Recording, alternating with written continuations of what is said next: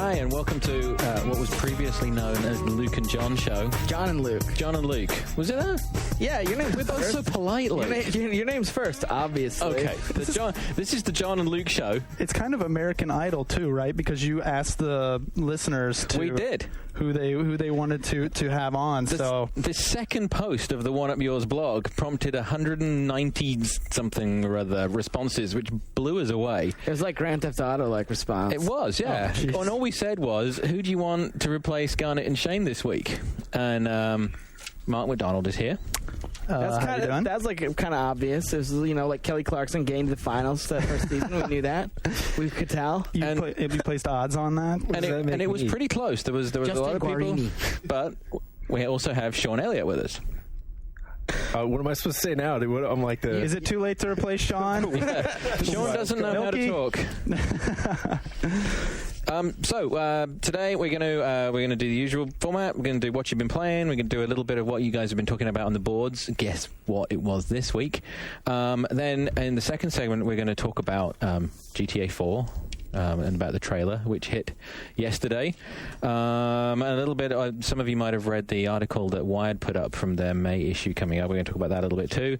And then in the third segment, we're going to go over the news. Lots to talk about as ever. Luke has an enormous pile in his lap. Good news. I'm trying to think of what animal I'd beat with this pile. I guess today would be a puppy. A big puppy or a little puppy? A little one. A little puppy. So, who wants to start what you've been playing? Mark, what have you been playing? I've been playing a lot of stuff, which is a change recently. I've been playing Symphony of the Night. Luke beat me by 8 minutes to kill the first boss, which I was kind of wondering who was playing your copy of Symphony of the Night. That was actually me. I beat you to that. I don't believe it. Have you played Symphony of the Night before? Yeah, I played it in college actually. All right, yeah, you did. That kind of took the wind out of my sails. But, that's terrible. Somehow I'm still soldiering on. I'm stuck in the same place that I always get stuck in when I play Symphony of the Night. I've played through it like 3 times. I'm stuck after getting the dog power. Hopefully by the time you hear this, I won't be stuck anymore. But you're way ahead of me now. I killed the boss and quit. So are you going to pick it back up? Yeah, I'm going to. Yeah, I mean, I'm enjoying it. The controls are a little weird with the analog stick. I don't like the D-pad, so you got to use the analog stick. And I don't like the little extra art that Digital Eclipse made for it. It looks kind of fan art-y. Is that in the outside? The outside, that is old. That's official art, but they added like the mist. The first screen when you come in is anyway. It's yeah, and you can't size the screen up. You have to have that outer little letterbox thing. I'm not encountering this. I'm playing on standard. Oh yeah, that's right. So I'm playing it. Actually, it looks a lot to me like it did. I forgot some people have TVs smaller than 60 inches. It scales based on whether it's HD or SD. It does like a surround thing. Well, the game itself is in standard format, right? So if you have it set to letterbox, it has like a outcropping, a little outcropping. It's just 2 pictures in like a little mist that goes by. Anyway, in the older version of it, you could size up the screen, you could stretch it, but for some reason I can't find it in the retail. You can. It's because I actually ended up accidentally messing around with it. If you hit the back button on the controller, which is pause in the game, right? And then it's one of the it's like the little menu in the middle that comes up. It's one of those. It's like the 4th item down. Okay, but then you can stretch and move the screen around. Because I was like, that's good news. Do? That's good news. So, but I don't know if it might not accommodate your television. Still, I mean, that's a massive TV. So something you were saying was that it's pretty incredible that Symphony of the Night was a PS2 game. Or it's a PS1 game. Oh, it's a PS1 game. Right. Yeah, but it still looks. I'm happy. Yeah, I like the way it looks. I mean, they could have redone some of the translation or the voice acting or whatever, but then again, at the same time, it's like it's kind of got that charm. It's got an M. Night Shyamalanian twist. Yeah. Alucard. And I asked Shane too, like why he isn't playing it, and his point was, well, it's coming out on PSP soon. It's going to be new and improved. I'm playing through it now just so I'll actually notice the differences. That's how I justified it to myself. Well, yeah, I went back and looked at the screens actually because the screens for the PSP version. That's how I want games to look like that. I want to see a good 2D next. But you're talking the PSP game that you're talking about. It's the Bloodlines thing. Right. Yeah, you see Richter at the very beginning. Right. So okay. Well, so anyway, yeah. So Sean's just got his eyebrows up and nodding. Just listening, man. Richter. Sean's just waiting for when somebody says Stalker, and then he's like, I'm gonna jump right in there, and I have a ton to I say played about plenty of Castlevania. I don't have anything to say about it, man. All right. Well, what about Fire Emblem for the Wii? You've been playing that a lot? No. I still haven't even gotten a Wii, dude. No. Welcome to the team. Yeah, we didn't. None of you guys have them? Did you guys see that? I call every week, and the guy, I swear to God, he knows it's me. And I do a different voice every time. You might have heard some of the voices I might do them in on the GFW radio show. But like every time, and the guy's like, God damn it! Like whatever. He's just like, no, we don't have them. Actually, meanwhile, like Princess Cruise Line is installing them in their lobby. Did you guys see that? Yeah. Today? And I'm like, how can John and Luke still not have a Wii? And meanwhile, like old people that could care fucking less are walking by. They opened a new Best Buy in my town. I went the day it opened, and a lot of people didn't even know it was opening yet because they opened it early, and I still couldn't get one. That's.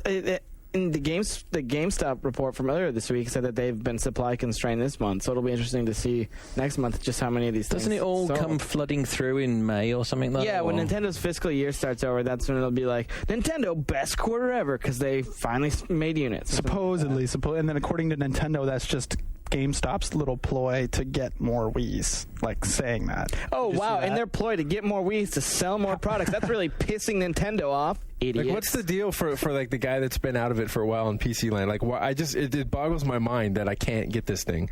Like, they really can't they can't manufacture enough to meet They demand. cannot keep up with the soccer moms. Well, come and on. I old mean, ladies. the Xbox 360, it took till like late March, right? Till that was really in stores. And the Wii has been like had way more mainstream attention than that. So It sold way tons better. it's not that rare. Like DSs, I think, are still like hard to get or something in Japan. I mean, it's been way worse over there. And N64, the same thing happened. It just because it didn't happen with GameCube, people are like shocked all over again that they can't buy a system again, a Nintendo system after Christmas. With only one game, too. I mean, it's amazing. No, Fire Emblem. He's playing Fire Emblem. So yeah. Anyway, back to Fire Emblem. I don't even have to talk about How that much. garnet of you. See what I did there? See, I've been watching and Keeping taking things notes. on track. I talk about that on the One Up show today. So, I mean, suffice to say, it's a GameCube game. If you think most Wii games are GameCube games, this one is a GameCube game on a disc. It has no waggle controls to it at all, nothing at all. You can use the classic controller. You can use a GameCube controller. End of story is it's Fire Emblem, and so it's good, but it's that same game pretty It's much a once more. $300 copy of Fire Emblem. Yeah, it's kind of a GBA game. It was kind of a GBA game already. Awesome. Like rework it. It's a GBA game on a Wii. Well, it kind of was. It only actually needs one button. Sold. It kind of was a GBA game just when it was on GameCube, and now it's that same game on Wii. So So it's like a port of a port. It's a Wii game then. Awesome. But what I've been playing that I loved this week, and Skip played some of this too, yeah. was Warhawk. And this kind of takes me for a loop because I played it at TGS. I played it at Sony's little GDC event. I mean, granted, those are probably the worst environments, trade shows and press events that you can play a game at.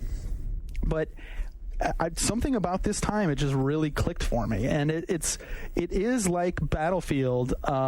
It's like an arcadey Battlefield, and Battlefield is one of those games, one of those few PC games that I've actually installed and tried in the last 5 years. I don't play a lot of PC games, but I loved getting into the different vehicles. I loved that it was a lot of people. It was up to 64 back in Battlefield, but I could just like the on foot element of it. I just never got. Like, I played it with you. I even went out and bought that a was voice 42 headset. when we did that, though. And Right. that was the original. And the Right. on foot was just complete ass in that.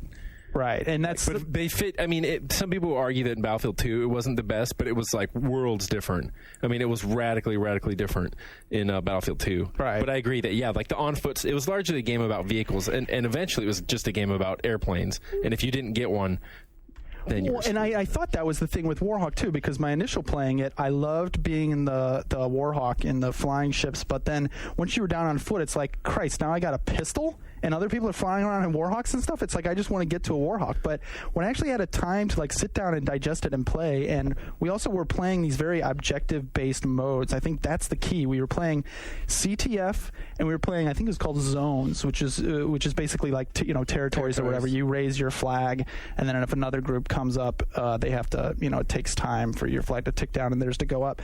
And it was only 8 people, but I was just loving it. Like, the tank controls are great. There's real depth to it. You mean vehicle controls? Well, no. Right? Or you mean like? I mean the tank specifically. You can control the turret separately from the two sticks. And I thought you meant like Resident Evil tank controls, and I was like, oh, no. Where are we going? Mark's old school like that. He loves Resident Evil 1. But you get in a Jeep and you just know everything it's going to do, and you have like there's subtleties to the controls, like power slides and stuff. Even on foot, everything makes sense. The controls are a little different from foot to Jeep to tank to airplane, but you can kind of guess at what they'll be. And really the one difference is the Warhawk. The Warhawk is like really hard to control. You see somebody get into the Warhawk the first time and it's just like they're just flying all over the place.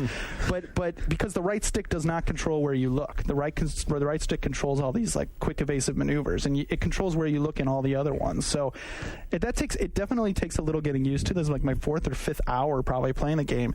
But man, it clicked, and I wasn't even using voice chat because I didn't have a Bluetooth headset and the USB thing didn't work. But we were all working. You didn't have a $110 Bluetooth headset? Is that? You can get that at the Sony style store. Luke's solid gold diamond encrusted. Where one would look were they to buy a Sony PS3, perhaps. But everything clicked. Like Sam got in the AA guns, the anti-aircraft guns. It was and Skip would be on my team sometime. I had this epic battle with Skip where I could not get him out of this turret that he was in. I tried to snipe him. He did knock me down every time. But it was, you had real teamwork going on, and the game just really clicked. It worked no matter which vehicle you were in. So how were you coordinating if you didn't have voice chat? Was it just the situation meant that it was like line of sight? It was line of sight. Yeah, you could see what he was going to do. I would pull up in a Jeep, and if you were right there, you would hopefully get it that you should jump on the turret, and that just kind of happened. But I can't wait to do it with voice and everything, because having air cover, it would just happen sometimes where it's like I was coming up in a tank and about to grab the flag, and all of a sudden explosion happens. I look over, there's like 2 tanks coming. I'm like, I'm just fucking dead. And then all of a sudden, Warhawks come down in from above, just strafing and blowing shit up. It's like, yes, fucking jump out of the tank, grab the flag, jump back in. It was awesome. It's the most animated I've seen you in a long time. It makes me mad because I've tried for so long to get anyone in. Like over the years here, it's like every Friday an email goes around the office. It's like Halo, and when I say Halo, I mean like Halo 1 match this weekend or something, or whatever the game. And those are all good alternatives where, but it's like I couldn't ever get anyone. It's like, no, who's going to play Battlefield with me in this entire building? No one. But then everything you're saying is completely just characterizes that experience. I mean, that type of game, every time you play it, you create this sort of narrative of experience. And it's like you're saying where it might have been, I didn't get the plane, but I got on it was CTF, so I got on the wing, I grabbed the flag, jumped on the wing of someone and laid down. They flew just the right way. Flak was coming out, missiles were coming at us. We used countermeasures. Another plane just flew up and the parts went right over our canopy, and I fell off and landed here. And by the time you're done explaining it, it's like you have this own little narrative for one spawn in time, for one life. And such a wide variety of things happened other than I went and I grabbed the pistol and I comboed that with the other good weapon, and I just let the auto aim take over from there. And right. I see what you did there. I see what you're doing. Well, but something else people really haven't talked much about is really being able to. Can you do? I don't know if you can do this in Battlefield. Customizing your vehicle, like. This guy I know from Sony PR, Corey, had this tiger stripes on his when he got into his Warhawk, so you could tell it was him. That's cool. So did it do that whenever he got into a Warhawk, it changed? Well, I never saw it actually happen, but that must be what it's not like happens. A specific vehicle that he gets into. So it's emblem, it's just tied to him. Exactly. It's tied to him, and you can go through the options, and you can customize your guy, and you can customize your Warhawk. I didn't see that option for tank and Jeep, but it's really cool because I was coming back with the flag one time, and with the tank controls, I love that it has the depth that you can control the turret separately from the thing. As much of a pain in the ass it is, I'm going over a long bridge, I want to look behind and be shooting guys while I'm moving forward. Though. Well, okay, in console games, it's can't you do it in the Halo tanks? You independently control the turret from the you can Scorpion, but it's like a so fine infused by this game. And then I see a Warhawk come up beside me, and I know it's Corey because it's this big tiger stripe. The one with the leopard panties. Exactly. So Corey, I'm jazzed for How many walking. vehicles? Is it just like Warhawks, Jeeps, tanks? All I mean, I've seen- is there a yeah, ton of that's it. stuff, or is that it? All I've seen is Warhawks, Jeeps, and tanks, and then there's lots of different stationary guns and turrets and stuff like that.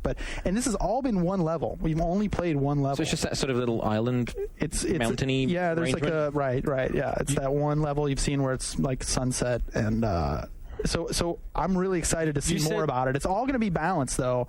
I've only played it for this long. That kind of game, what it's going to turn out to be is balance of the different weapons, balance of the different vehicles, etc. What about like? You said there's AA and stuff clearly, like to prevent it from like in Battlefield 42. It's like the no plane, no gain situation. But like, what about? Do you have rockets and C4 and stuff? You like have that rockets. You have like chaff. There's ways to. I wasn't when that you're good on foot, at it. When you're on foot. Oh, when you're on foot. When you're on foot, yeah, I know you have rockets, Okay, and rockets are really powerful. You can get shot down out of the air. Yeah, pretty easily. that's the whole thing. It's like you can't. The weakest the weakest link has to be able to have an anti-vehicle weapon that's effective, like to an extent. And the proof was when it was just two guys on foot, it was still fun. Like I was still having fun.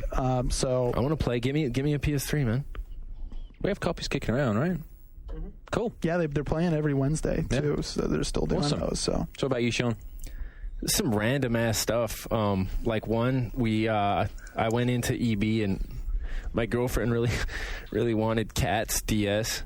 So I took that to the counter and I bought it, and it was like I don't know, like the pedophile going up with the 50-pound bag of Brock's candy, Halloween candy, loading up his van. So when he cruises like by the school at 10 miles an hour at the door open, hey, you want some candy? Wait, Cat's DS? Is this the Cat's DS? The ripoff of Nintendogs or from somebody? Yeah, it is. Okay. Well, it's like the Pets series of games. The old there was an old desktop app years ago. Yeah, they've been around for a long time, and the fact that one of the guys, the designers for, I think it's. Wait, you're playing this game? I ended up playing it. I bought it for my girlfriend, and anyway, we're really glad we invited you on. I got something. Someone go see what Milky's playing. I got something with some hair on it coming up, but this. As if the cats didn't. It's a shaved cat. It was a shaved cat. All right, well, I'll drop it at that, man. You don't want to hear? No, please. No, I mean we had Hannah Montana last week. Yeah, this is clearly going somewhere. Come on. Well, I had about two more things to say about it. So okay, and that was I felt like a despicable, slobbering monster when I went and bought it, and then I told my girlfriend wouldn't come up to the counter with me when I bought it, which was the douchiest thing ever. I don't know. It's just looking around. Wait, she's too embarrassed to buy the game. Yeah, and I told her straight up, I'm like, I'm going to buy this for you. You're going to play it once, and you're never going to touch it again. And that has already happened. But the first night that we did take it home, she loved it. And okay, I had to play it first to get her into it, And you talk, but you use the mic. How old is your girlfriend? She's 12. Dude, it's the casual game. It's the audience that you need to expand to, man. Okay. You're so excited about Wii's being for grandmas and everyone else, man. What? Don't flip it. This is the DS. This is bringing everyone in. So she was just talking to the cat and stuff, but it was all sad eventually because we do have a cat. We looked over and we realized we were all feeding and playing with this thing. We look over and our cat's sitting in the room, just sitting there out. You know how they do with their paws tucked up under, and we're like, that's pretty roachy. We're paying more attention to this stupid game cat. And then we turned it off, and I think the guilt we had from that experience ended it. And then something else was playing that the stuff that's got hairs on it. Hairs is with a Z. It's if you don't pet the kitty enough, sometimes. Earl Sturmovik combat flight sim. Whoa, it's that is such a PC game name. But it's kind of like you fit. I can fit in wherever I go. So it's if I'm at eGym, then play all the console games. And then obviously if you work for a PC based gaming magazine, you want to fill in the gaps, and so you don't just play Battlefield and talk about Battlefield all the time. So I've been playing a flight sim with the hardcore $200 flight stick. I've got the throttle controller split on the side. I am short. I would use it if I had it. There's basically a motion sensing dot you put on your head, and that way, because you look around independently of the cockpit, like a real pilot would. And how does just like an old Yankovic Haven't you seen that before? The motion sensing dot. So it's a Logitech peripheral. Dude, if that was a Wii device or something, you guys would be like, no, they're innovating to the degrees that other companies rarely do. I wouldn't say that. I would say it. I just did, dude. How does the dot work? Okay, so basically, it just senses that if you move your head, obviously you're not going to turn and look behind your real shoulder. You're not looking at the screen, but you move your head about a quarter inch to the left. So is it camera based? And your camera, and your head in the cockpit, your camera will look out the window. And basically, in dogfighting, that's how it works. I mean, it was all visual based in World War II, so you'd have to look up out of the top of your canopy, turn over if you wanted to see, behind you, whatever. So it has a USB camera pointed at you that detects where the dot is. That detects where the dot is and just it connects it. Yeah. Right. But so anyway, it's a really hardcore game. And I said before, you're thinking this is like the last kind of thing you want to do. And another game like this came out, Silent Hunter Wolves of the Pacific came out, and I actually bought that. And so I read that's a submarine adventure. It is, man. I read the manual on the way home though, and I totally had second thoughts when I was reading it. And basically, to get a torpedo hit on something, you have to like perform a trig problem.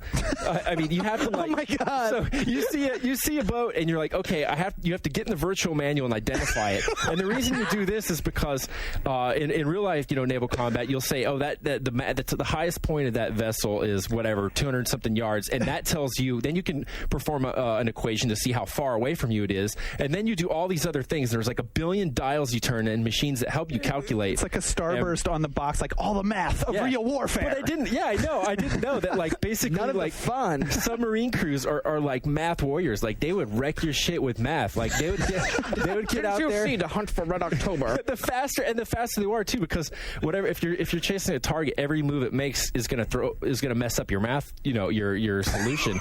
So you want to like solve that shit as fast as you can. It's like Number Munchers evolved. Anyway, so the game I'm playing isn't quite that bad, and I'll say like it ended up becoming really rewarding in the way that by the time you're done pushing all these knobs and levers and stuff, and you take off, you're like, it's not like you just got in and pressed X in Warhawk, or in Battlefield.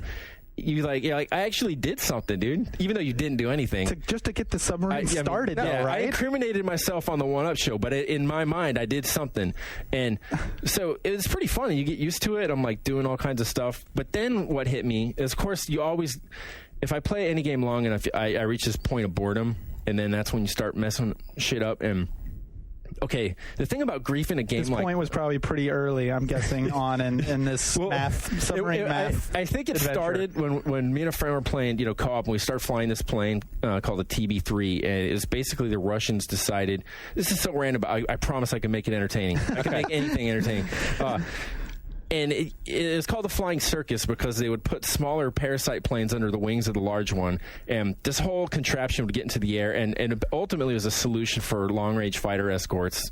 Save you the story. I mean, if you make a plane that can fly a certain distance, it's ultimately not that maneuverable. So this way they don't really have to do it. But anyway, we just use it. We call it like Operation Dumbo Drop, and just use it to like, tell people, get in, dude. Joe, we'll do co-op. You go in, you get in one of those, and then you just point them at a mountain and let them go or something.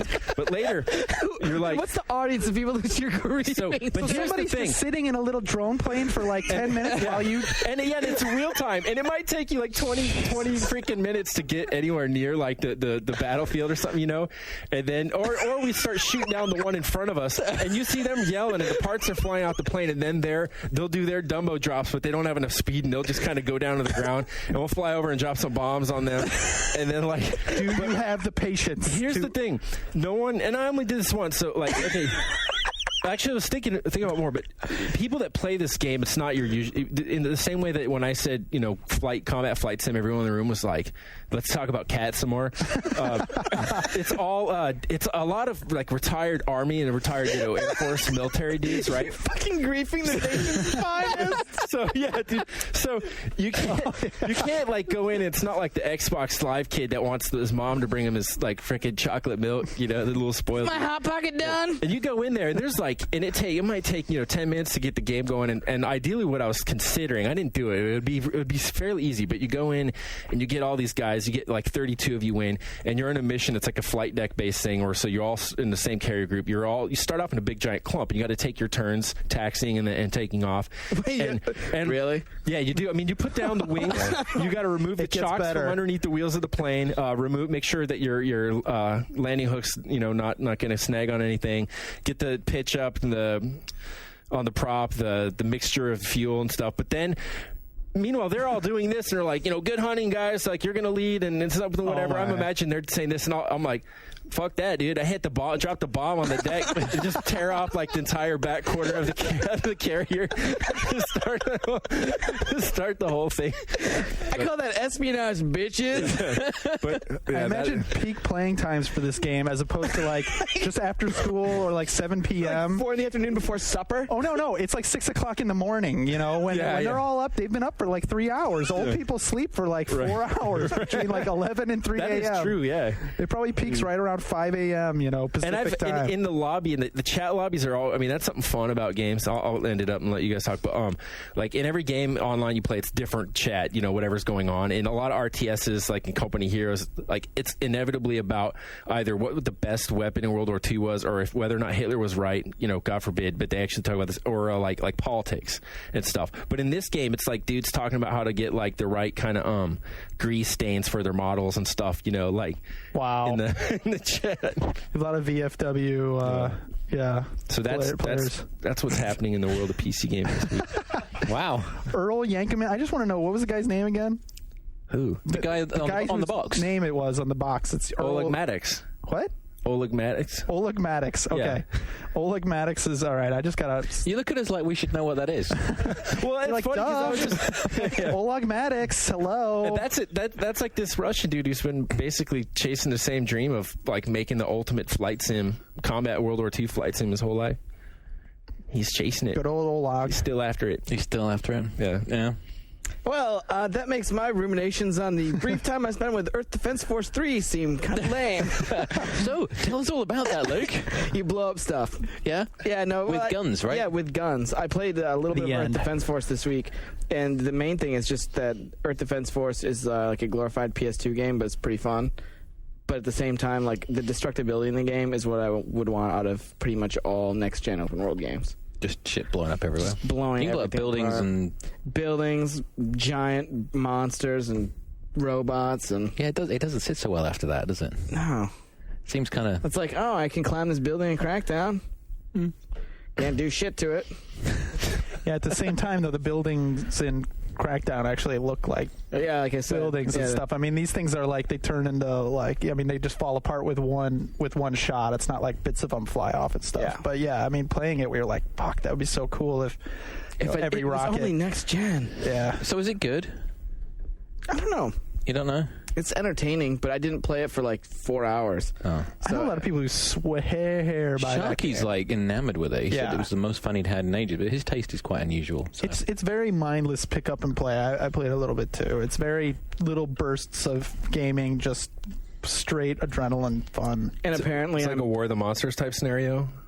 when it gets cool, yeah. Mhm. Like so it's basically like, but just post nuclear. Yeah, it's a lot of giant ants, a lot of giant It's like robots. big Independence Day spaceships dropping enormous, giant, sort of robotic ants and stuff, right? Yeah. Huge explosion. I mean, the whole screen is literally fire a lot of times. I mean, And the controller rumbles, which is kind of cool, if you're into that. Cool. I guess I'm better than you at Symphony of the Night. I didn't even realize that. Or at least that first boss, because that took me a long time to beat, too.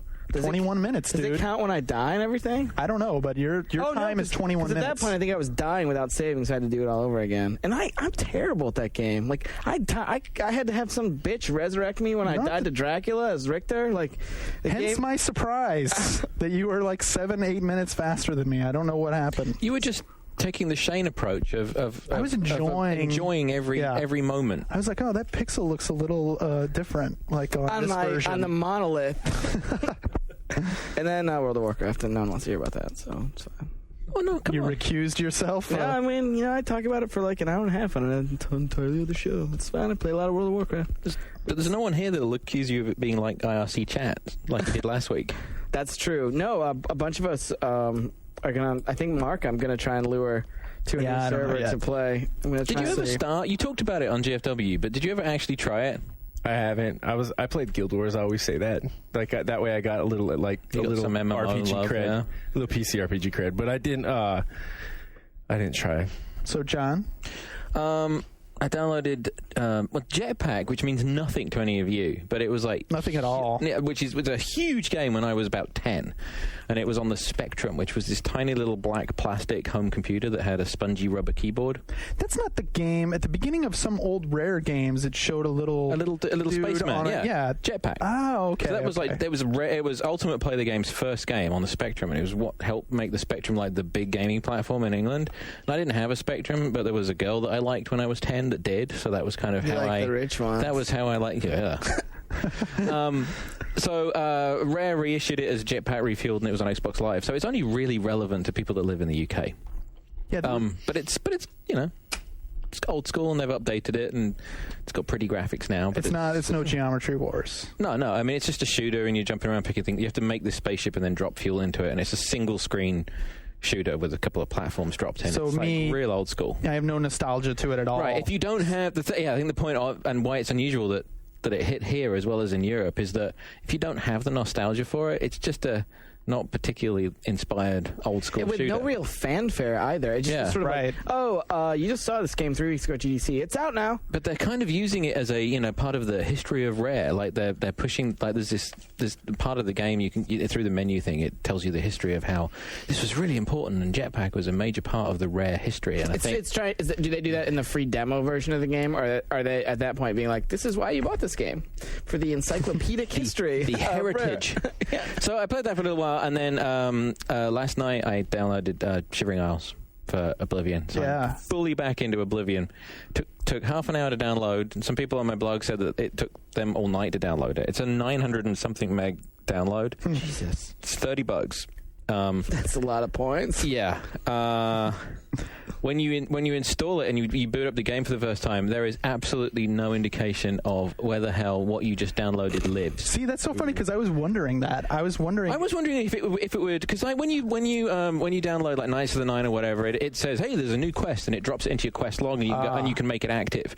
But with Shivering Isle, it said installing new content the way it does with all of the patches and everything, and then I just continued from an old save, and I was in the middle of an active quest, and I was like, I went to the map screen, and I'm looking all over the world map, and I'm like, there's no big flag that says Shivering Isle is right here. Crazy. And I wandered around, and I'm just like, okay. You're like, is it here? Did I not so install I'm like, it? did it not work? So I sort of grudgingly get on with what I was doing previously, and apparently you have to wait a full day in the game. And then it says, there are rumors that there's this strange door. That's actually pretty damn cool. I think so too, except for when I just bought it and I want to go see it, I would have driven me crazy. Yeah, just some warning that says like, yes, you have. It never says yes, you have. It just says used 30 shame bucks and you have your game. All it says, it just says installing content. It says that for 10 seconds or whatever. So then eventually it says, hey, there's a rumor that there's this place, and it's this tiny little island in the middle of the water that you have to swim out to. And the early screenshots that were like the faces with the big blue glow in the mouth. There's this tiny island, and there's a guard there, and there's all these crazy people running around. And then as soon as you step through, the whole vibe of the Oblivion world changes. Have you tried it yet? I so need to play it. Actually, I had to delete Oblivion on my PC. Yeah. And I got rid of the saves. I had to do that just because I don't have enough hard drive space to play games. Because I got to it through. I was on a quest in Bravil, which is like the sort of the old sort of grody towns. It was very dark, and you go in and you get onto this island, and the island initially is starting to look kind of unusual, and the architecture is a little different. And the guy's telling you that everyone that comes out of the gate is crazy. And you walk through the gate, and it takes you into this tiny little room, like one of the rooms from the castle in the Imperial City. And there's a guy sat behind a desk, and there's a metronome on the table and the only sound in the room is the metronome clicking. And the guy tells you to sit down, and he's like telling you about what's coming up, and it's all kind of strange and a little bit crazy. And then when you accept the quest and walk through the door, the room explodes into these like purple butterflies. That part's awesome. It's like fucking unbelievable, because then the entire look of Oblivion just shatters with it, and all of the butterflies flutter off into the distance, and you're in this world that has so many people that are going to call spoiler on this, get all mad. We had that in the show a couple. Yeah, I mean it was in the early footage that they showed, but then you're in the world, and there's like the mushroom trees and all the weird shit, and it's all Alice in Wonderland. Yeah, it's like everything's like there's like sparkle things coming out of the ground, and the creatures that attack you start to be different. So I plodded through, and all the early previews where they showed the game, everything was focused on the Gatekeeper, which is like the first quest in it. And there are multiple ways to do it. So you work with that, and everyone you meet is crazy. So all the people they're talking really bizarre ways, and they're telling that some of them are like crazy in a really horrific way, and like all things only look good when you take the skin off them, and like do they all really still nasty look like and extras in Backdraft though? No, and they've kind of changed. They've changed the look, and the creatures are different too. Like all of the non-humanoid creatures in the world, there's like insects and these like tree creatures and stuff now. It's mostly the same voice actors. Although the thing that bothered me was that every now and then there's this disembodied voice, which I assume is the Lord Shaggorath or whatever, the guy that runs the island. He sounds like Mr. Krabs from SpongeBob SquarePants, which is the one thing that kind of ruins it for me. It's pulling you right the fuck out of immersion. Yeah. That's right. So is it enough to? Are you back into it? I'm back into it, but so I worked through and I beat the gatekeeper, and I sort of got a glimpse of the different ways of killing the gatekeeper. But my dude's pretty powerful, so between me and this one guy that comes and helps you, we actually wiped him out a lot quicker than I expected. It wasn't as hard as I thought. He's this enormous hulking guy that's made out of corpses. Oh yeah, I've seen him too. Yeah. So you beat him, and then you have a choice. There's like you can go into Dementia or Mania, but both of them lead to the first thing which you have to do, which is the new hub city, which is essentially serves the same purpose as the Imperial City in Oblivion. So, and you have to walk there because you can't warp to it because you've not been to it yet. So you have to you trudge through the environment and you fight some creatures and you're starting to see what's there. You get to the city wall, and I walked around the city wall, and I talked to this chick who was like the guard, and then she said, "Go in, open the door." Game totally froze. Yeah. This is at 2:00 in the morning this morning, and I'm just like, fuck this. So I blogged about this, and a bunch of people said, "Hey, I thought it was just me." That happened to me as well. At the same spot? Yeah. Ooh. Oh, good. Ay, caramba. So I'm going to try it again tonight and see what happens. But next week's Wednesday download to Live Arcade will probably be a new patch for Oblivion. So you were playing this as the retail one though, right? Yeah, this is downloaded. Yeah, I downloaded it. I spent actual 2,400 Microsoft points on it. What are you going to do with those 600 left over? I think they'll go towards Alien Hominid. I like that. They'll go towards though, but it's like it's infinite regress to get. You'll still need 200 more. Yeah, but right. you can only buy 500 or whatever. Hot dogs and hot dog mugs. Yes. That's why it's 2,400 points, because there's no way to easily get 2,400 points. I had to buy 3,000. There's always some kid, like I saw on the forums, you ask like, well, what do you do with those extra ones? Oh, I'm pretty happy just buying, the what do they gamer call them? pictures, gamer themes and pictures. I don't know, man. The fact that you'd have that's why I call it shame bucks, because it's like when you look at that picture and that's like, what can you feel but shame when you know you paid money, you paid you paid fake money, but for a picture of whatever SpongeBob, one of the Entourage guys or whatever. I think those are free, but still free. My Stewie was free. So really quickly onto the boards before we go on to the next segment. After sort of yesterday, all anyone really wanted to talk about was GTA stuff. There were 6 different threads. Chang 3 had a 19-page thread talking about the setting for GTA 3, the GTA 4, or IV as we're calling it now. Warped had a huge thread. E-Assassin 125 had a pros and cons thread that was 10 pages deep, about 5 minutes after the trailer had hit. Dan S had a big prediction thread before that, and everyone was talking about this thing. Right. I guess we'll get into that a lot in the second segment, what the sort of reaction to it is, because I'm kind of curious. I was so busy just trying to get it up. Trying to plug. Wow. You were busy trying to get it up. 20 different things have happened, and doing different commentary things on it and taking that thing apart, and doing so much. So last week's show has a 19-page thread about it. It was mostly Elite 360 stuff. Oh God! We'll talk about that in news, huh? I'm about Elite 360. Wait, it had how many page? 19 pages, just about last week's talking show. about. There's a fact that there's a hard drive of a different capacity. Mostly. People take this shit seriously. This one's probably for you more than anyone, Mark. Stalker, who was clearly trolling. If you don't think that Twilight Princess was a disappointment, you're insane. Oh, smart guy. All right. Did he get any more specific than that, or is that just the name of the thread title? It has no soul was his primary complaint. Oh, you got to back it up if you say it's got no soul. Yeah. I mean... Get him. I mean, I can agree with some beefs on the game, like if the first 7 hours. Actually, that's not fair. He actually said that compared to the earlier trailers, that the actual game, he didn't feel delivered on the promise of the trailers. I completely disagree. I mean, it was a huge game. It was epic. You had all different kinds of dungeons. I think that the order of the dungeons actually, I feel like it peaked too early. I think it peaked at like the 6th dungeon. A lot of people really liked the Snow Peak dungeon because it was so different. The last 2 didn't even seem like whole dungeons almost. And in Hyrule Castle, somebody told me, well, it's never a full dungeon. Well, I felt like the way that the game was leading up to it was going to be. But so lots of little specific beefs here and there. But man, like, no, amazing, awesome, epic, lived up to everything. I thought the trailers. We'll finish someday when I get a Wii. Yeah, if I ever get a Wii, I'll try it. Somewhere outside the 5th dungeon right now on a memory card that Ryan O'Donnell's keeping safe. So last one, Jorda247, prompted by something Luke said, apparently in your blog. Really? Because I haven't blogged in like 7 Apparently months. you said Halo is my Mario. Did you say that? Yeah. Way back long ago. So he prompted by that, 7 he said, months ago. what's your Mario? To which, predictably, in the 10 pages that followed, most people said Mario. I knew it.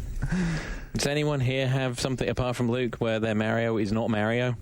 No, my Mario was pretty much Mario. Sean? Like a generation gap thing. Bubsy. I'm strictly about Buzzy. Bubsy. Still trying to find a way to marry him. Yours was Jetpack. Actually, no, not really Jetpack. I guess something Atari 400 or 800 based. That was kind of how I came in. Hoop and stick era stuff. Yeah.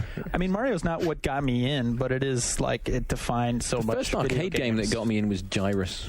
See, that's a great game. I don't remember exactly what I wrote in that blog, but the point was not the game that got me into games. Like Halo was just a game that came along at the right time where I started to think about games differently as a result of it. Right. I mean, it's not like. So I've had a few of those games, if you frame it that way. Street Fighter 2 was absolutely that type of game for me. I mean, it seems weird now looking back on it because fighting games have kind of died down, but I mean, I talked for years with my friends about nothing but different things in Street Fighter 2. Still the king. And if that's what they mean then by, what does it mean to have your Mario? You're saying it's just like the essential. I think something that changed your. Yeah, what I'm saying was Halo was the game that was the first. Like I was thinking of, for some reason, I was thinking of the character. No, just the overall thing. I mean, we'll get into more in this in a minute, and you and I probably disagree, but for me, I think GTA 3 was one of those.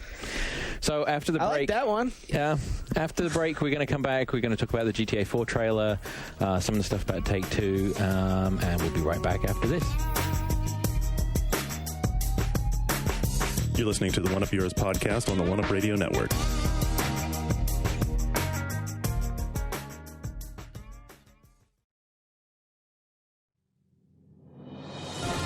This week on GFW Radio, men who marry video game characters. Also, throwing fart bombs at arcades. Podcast.oneup.com and the iTunes Music Store every Tuesday. Don't miss it.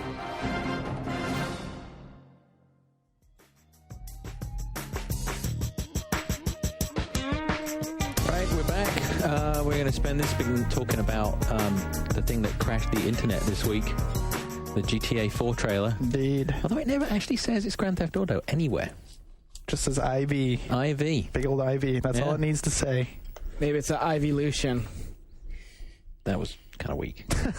Totally. Kind of like the trailer. Don't move into here we go. Oh, boy. I thought that was a good way to jump in, right? Yeah, I was pretty good. What I was doing there. So you guys really liked it. You right? I was satisfied. Yeah, Put words in my mouth, dude. All right, I'll say I did really like it, but I will say every time a new GTA comes out, I haven't really been into a GTA game. I haven't played the crap out of any of them. Each new game, I'm like, oh my god, this is the one. This is the one. I'm totally getting into it. Buy it. Vice City, I'm like, yes, the 80s vibe. I'm in it. I'm loving it. Let's do it. And then I get busy with other games around that time, and then I miss it. San Andreas, I thought looked great. The whole the depth of it and everything. I was super excited. I'm like, yes. But now, now it's like, man, it looks so good. Like Grand Theft Auto is always, even from the first one, I felt like, okay, it's got everything, but it didn't have like the look. It didn't stand up to other games.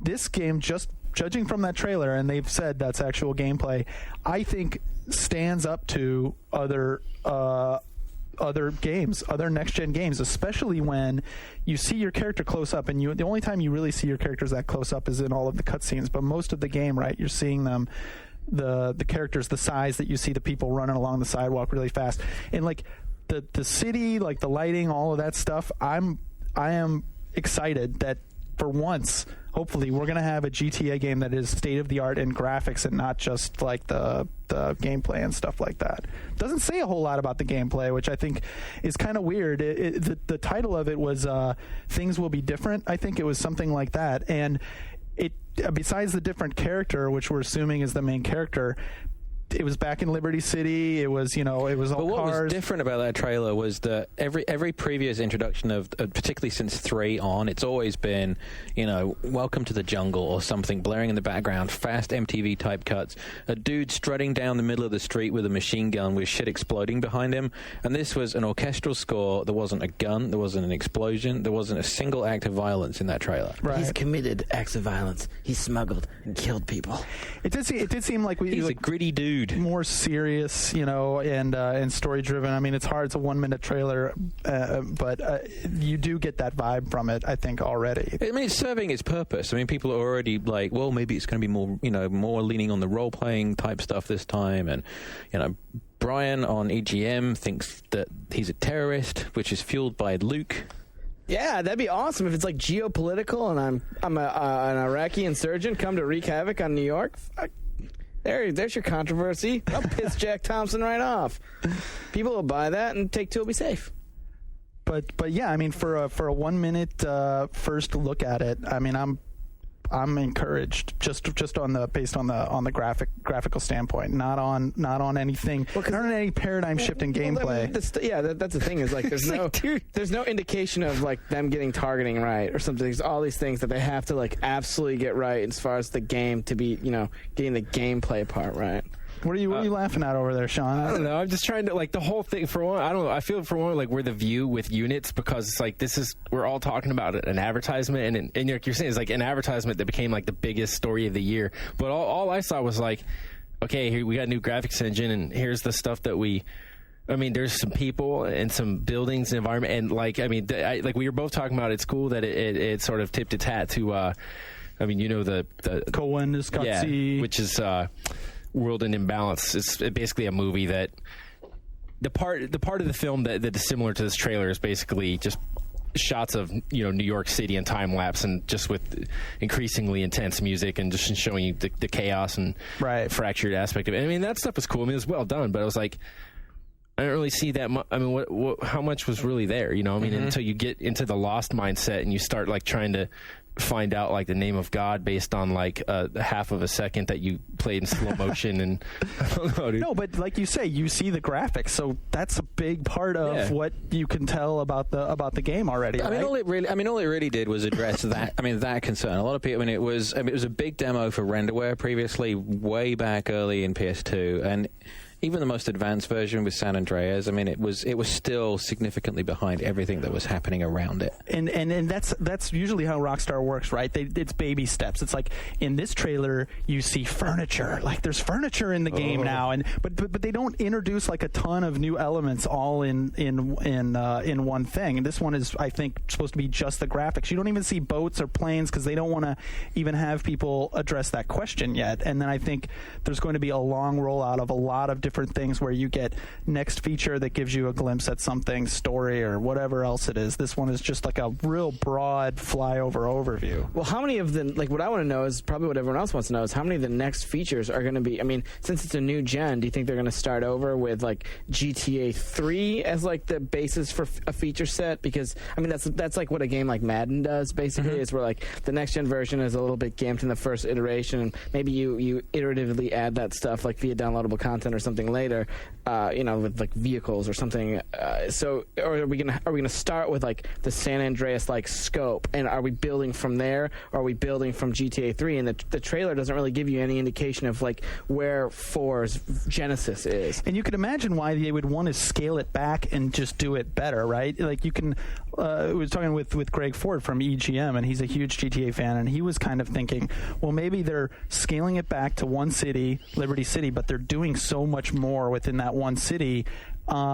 but who knows? Who knows if this is just the first thing and they're going to introduce from the new little cities. we've talked to them about it, it seemed like density was really important. And you can see some of that by just, the way that we were like pausing the HD version of the trailer and looking at like the pedestrians and what they were doing, and just the way things in the environment were acting, and all of the detail in the environment. I mean, everything seems to be about density in the graphics and density in the there's lots of subtle little references in the trailer. If it's 3 times as detailed, then it stands to reason that it takes 3 times as long to produce those assets, and then you can balance the equation out by making it 3 times as small as San Andreas or something.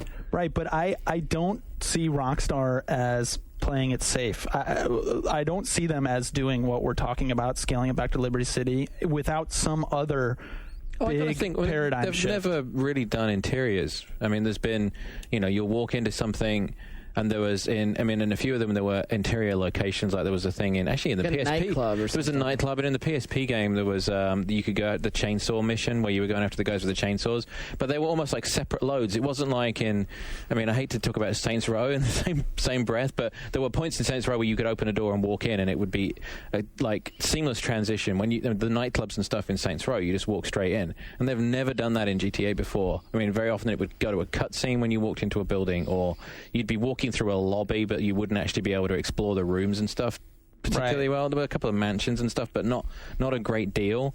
But I got to think, if you're right in the middle of a really dense urban environment, and if there's lots of stuff going on in buildings and action happening in interiors that they've never really done before.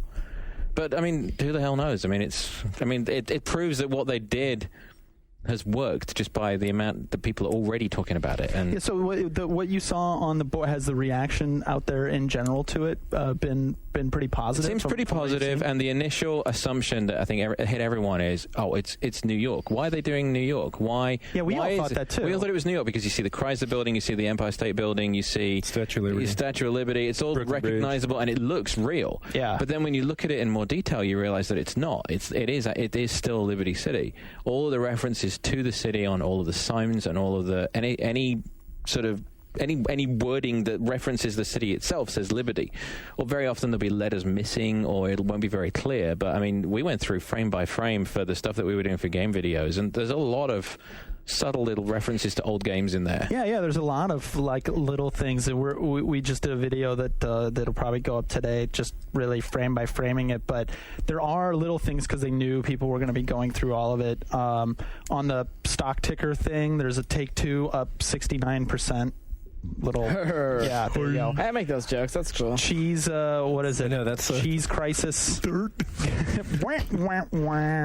and you can see like the little people. Some of them are reading newspapers, have shopping, cell phones. It sounds like a little thing, but yeah, that is that little more detail. The guy who adjusts his rear view mirror as he's driving by, like Greg Ford pointed out.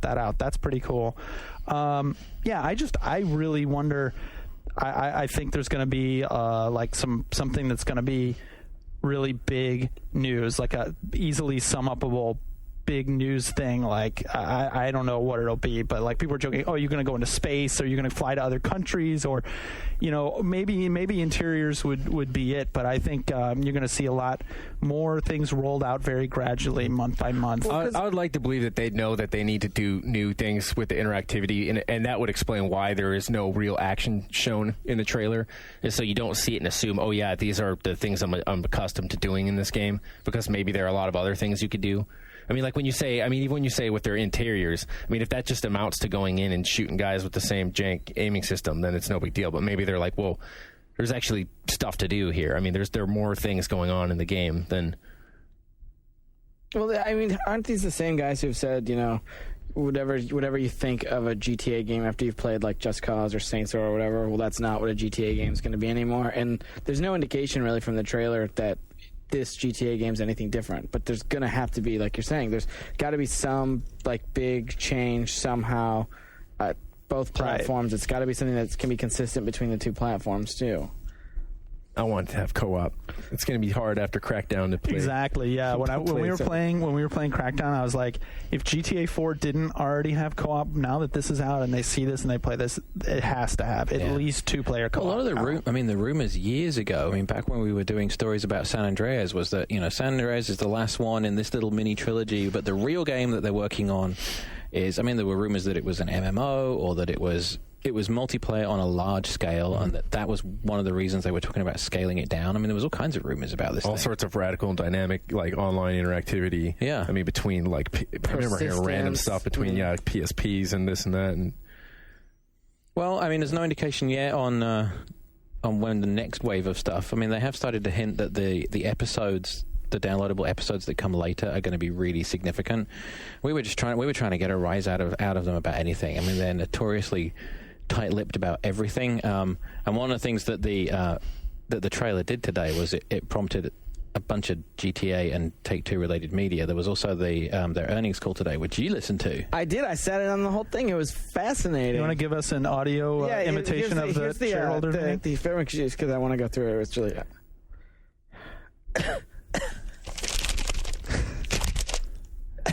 We're going to take a vote. If everyone could pass their ballots to the front, please pick them up and stay calm. So what they were doing sounds exciting. Yeah, they were trying to get like new people. There's what's the AP story say? Angry shareholders and dissident investors from the AP were very upset about the way Take-Two's been run. So this very high octane meeting that they live blogged over at Chris Kohler's site. This which is a good idea because it could have been really funny. But this was what these shareholders got together and apparently voted on a new board. The best part of the meeting, as a friend of mine named Michael pointed out, was when this woman stood up and asks, she was from like St. Joe's Hospital, and she asked something about like, could you guys, maybe not make stuff as violent as you do? Grand Theft Auto is a real problem. It was some awesome comment like that, and whoever was leading the meeting, like seconds. And there was silence, and he said, denied, and that was it. Just shut this lady down. Did they talk about GTA 4 in the trailer coming out today? Anything? Nothing? Nope. Business was concluded, meeting adjourned, and that was it. Wow. Yeah, it was pretty exciting. Glad I didn't listen in. You missed out. You don't want that. I'll check the live blog. Well, I couldn't believe there was like people on message boards all sitting listening together. Like, okay, listening parties for the GTA. Okay, little dudes. Like, why was the assumption that were people assuming that something would be revealed about GTA? Some of the best comments were like, "It's so quiet right now because they're arguing over who gets to play GTA. They're like wrestling the controller from each other. Like, these kids just have no concept. Like, listen, like this is my job to like get to listen to these things. It's just sad. That's all the same stuff that came out of GDC this year too. It was like you look online and like just people's expectations for what things are so out of touch. Like at this shareholders meeting, they're totally going to show a new GTA trailer. This GTA trailer is perfect for them though. It's like that whole mentality where you all sit around together and wait to press a button for more information to appear in your life. I mean, it's perfect for that. And then look how big this is. It was basically like, again, I mean, it's a very, very high profile game, but it's an advertisement, and again, Rockstar gets its way. It's like, it's the biggest story. We're talking about it. It's on everything, and it's like, and there's going to be millions of forums about it, but forum posts, but it worked well because it was like, I can't believe they got people to press play to listen to a shareholders meeting. But that's a new high water. That's like, I really care about the game industry a lot, and even if it wasn't my job, if it wasn't my job, I would not have listened to this. You read the summary. Yeah, I read like the transcription later. AP like had a perfectly okay story summarizing everything that happened. Something else that hit today at the same time to capitalize on the GTA hype was Wired posted a story that David Kushner, who sometimes writes for EGM and 1UP as well, he has a story in the May issue, which is actually next month's issue. It's not the pink one that's out now with the naked office girl on the front. This is next month's issue called "The Road to Ruin." Boorish behavior, backdated stock options, and a hidden sex scene. How Grand Theft Auto hit the skids. Did you all read it? Yeah. I read the first page of it, and I was like, wow. I mean, it's a very good story, and this is a story that escalates. So, I mean, the premise being, he starts with the wanted level. The wanted level. The whole thing is built around the 5-tier wanted level, based on a quote that Sam Houser made in 2002, talking about there are repercussions to the choices that you make, and talking about the fact that the GTA franchise has a moral system hard-coded into it. Certain actions like hidden runs and drive-bys will increase your player's wanted level. If you go around offing people, you'll see the police. So the whole premise of the story is built around this. Mm-hmm. And as it escalates throughout how GTA affected Rockstar as a company, by the time you get to Wanted Level 3... This is like, where it's like some cop cars are chasing after you, lots of sirens. Level 3. A Snicker bar. Yeah, you're still, Rockstar Games has moved to an even bigger loft down Broadway. The company gobbled up more game development houses to complement its satellite studios in Vienna, San Diego, and Vancouver. Many execs bought fancy cars and homes, but as one former employer puts it, the money turned them into jackasses very quickly. This is where the story turns. I can't imagine. The houses became increasingly demanding. Gillian Telling, a former assistant to Dam, remembers being commanded to clean snow out of his home satellite dish. Maybe I should try doing that. I'm going to get a satellite dish, and then I'm going to move somewhere where it snows, and then get an assistant. When she failed to bring in the right kind of bagel, she says he called her a useless whore, and then I'm not sure if we're allowed to say that on this podcast. No. It's worse. The only word really worse than the word fuck. So yeah, we can say analificate, but that is a pretty bad rhymes word. With hunt. Former employees say they routinely heard yelled insults and slammed telephones. These people are insanely smart and really good at being mean. They're British. I take umbrage at that.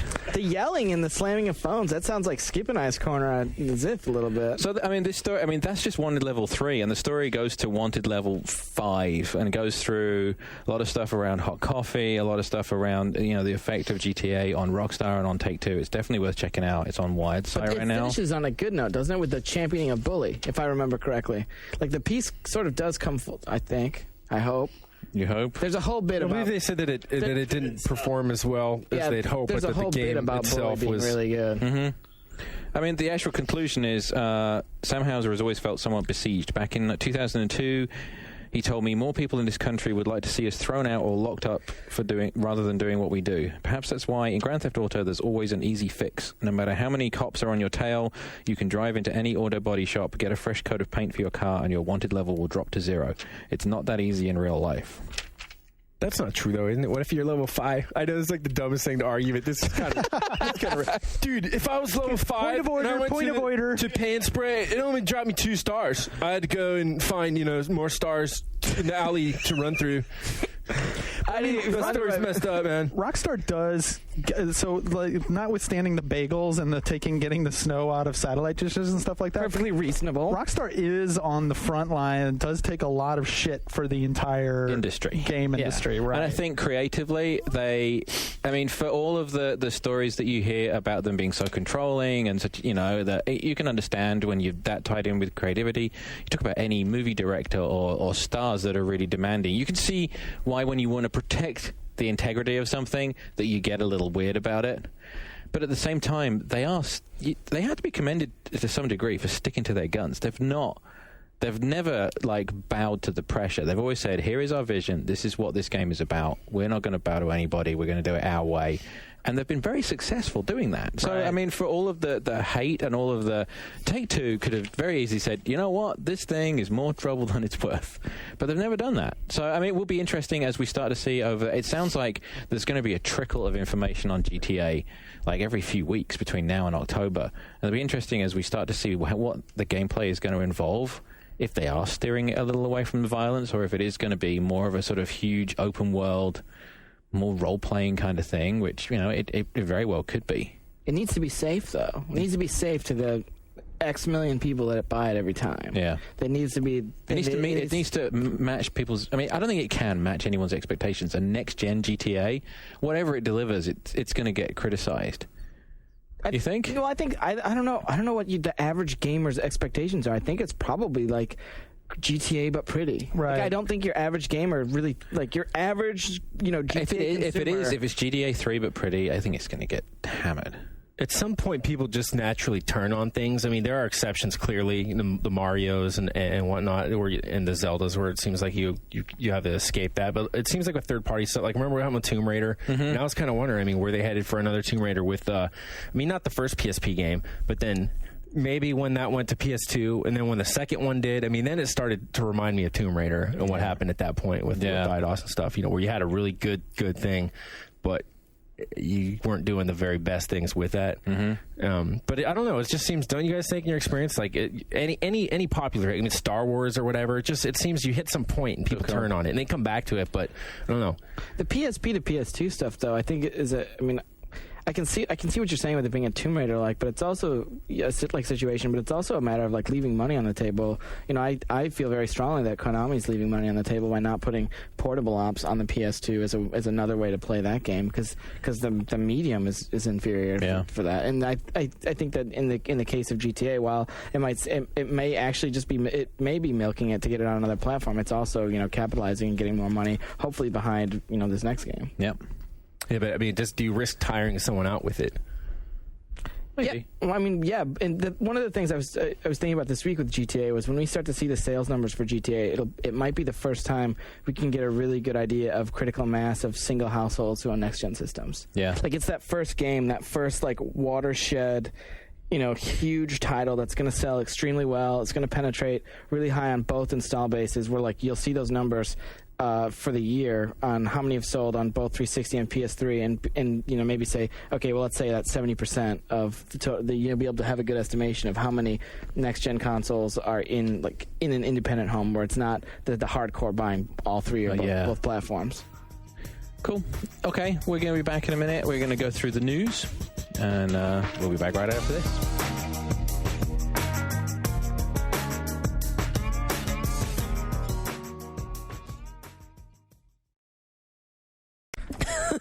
Someone bring the conch. I think, is that how that word's said? I don't know. Conch. Shell. Conch. Conch. Is it conch? Might be conch. I think it's a conch shell. Raging. No one really ever says that. I don't know. conch salad. You collected them in Jaws for the NES. Remember that? Wow, I always thought it was conch.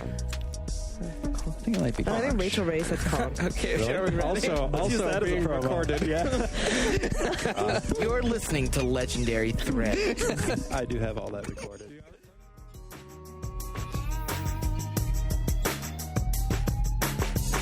You're listening to One Up Yours, part of the One Up Radio Network. Right, we're back, and this is Luke's segment.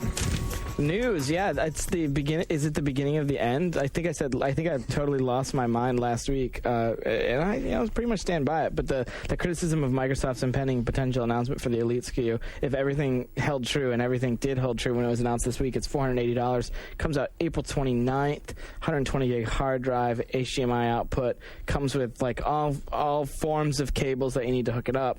So what I decided to do from that was sort of put a piece together that looks at the actual cost of getting the equivalence of both boxes. Like if you get everything that's in one and everything that's in the other, and the conclusion I reached by my own methods, which I outlined, you know, completely transparently, that I was only looking at first party stuff, you know, for the actual factoring, and knowing obviously that you can go to Monoprice and get an HDMI cable for $7. But is your average consumer, your average PS3 consumer, are they going to know about Monoprice? They might just type Sony HDMI cable on the internet and then buy what comes up from the Sony style store. I had never heard of Monoprice until you brought it up. Me neither.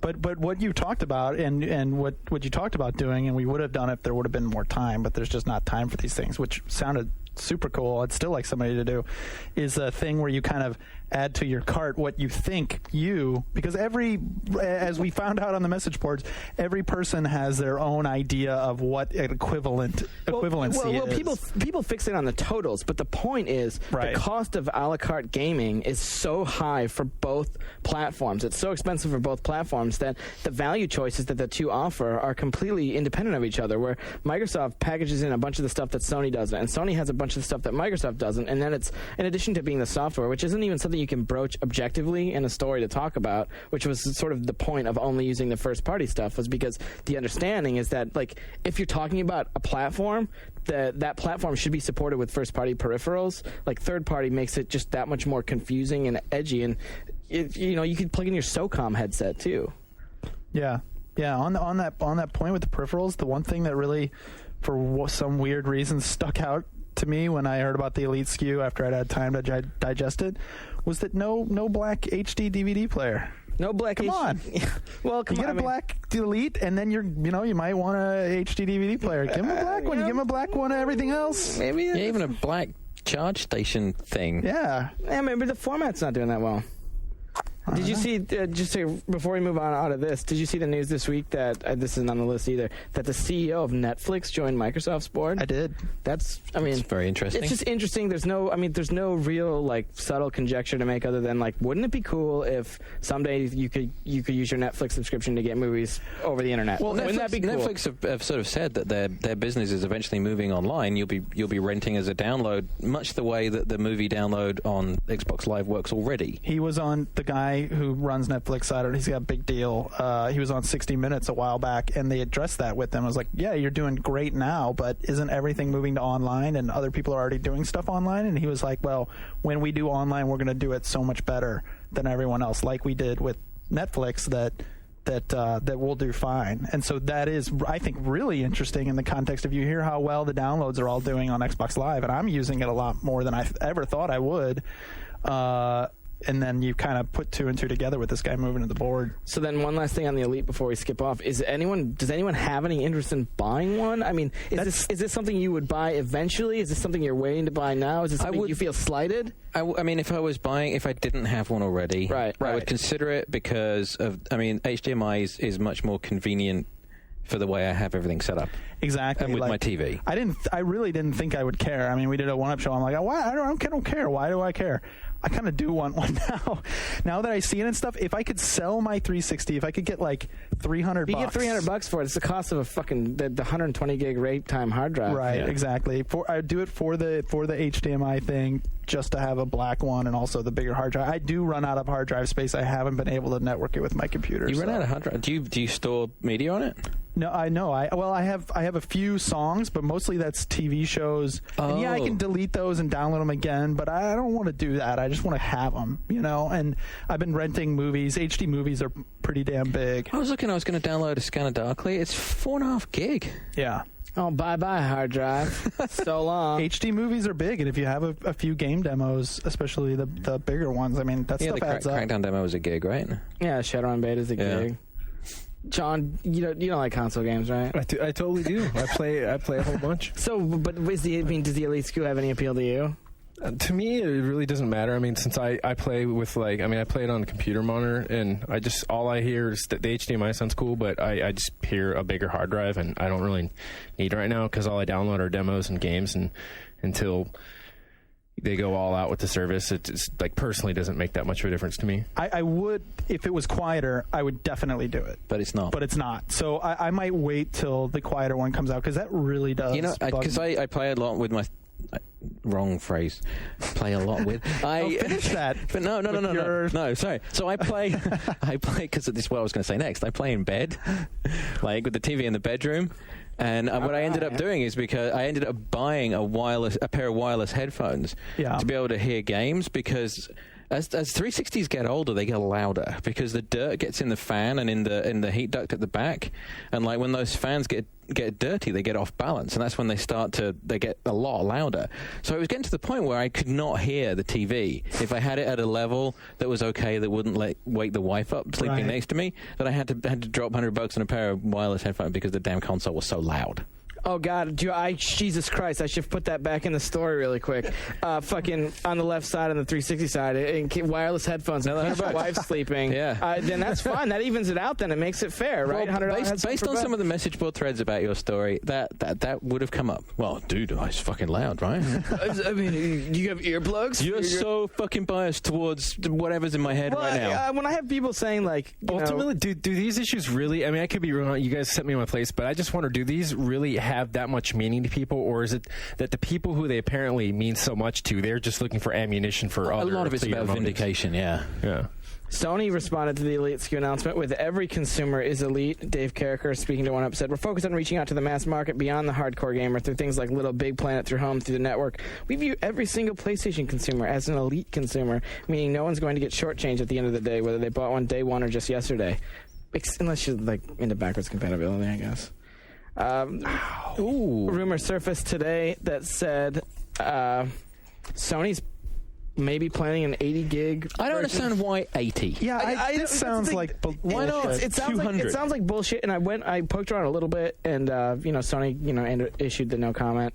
But I did see the document that they were at least referencing, and it almost seems like the document that they were referencing could have been maybe they were considering adjusting the hard drive size before launch. I mean, the document was signed like September 2006 after the 20 and the 60 were announced, but maybe they were considering, or it could have been an error. If it's a 20 and a 60 gig hard drive, it could have been that someone aggregated the two together. Yeah, they could have totally screwed it up that way. I don't think that you're going to see an 80 gig version. It wouldn't strategically when at the level they're at in terms of price. If they were going to change anything about the hardware, they would not do something that was smaller than what Microsoft just did. I mean, it would be 120 at the least, probably more. I mean, I think the one I'm not pissed off. The one, just to hit the Elite SKU again one last time. That's one thing fine. It doesn't piss me off that I already own one, but it does piss me off now that every 360 doesn't have a hard drive. This seems to me more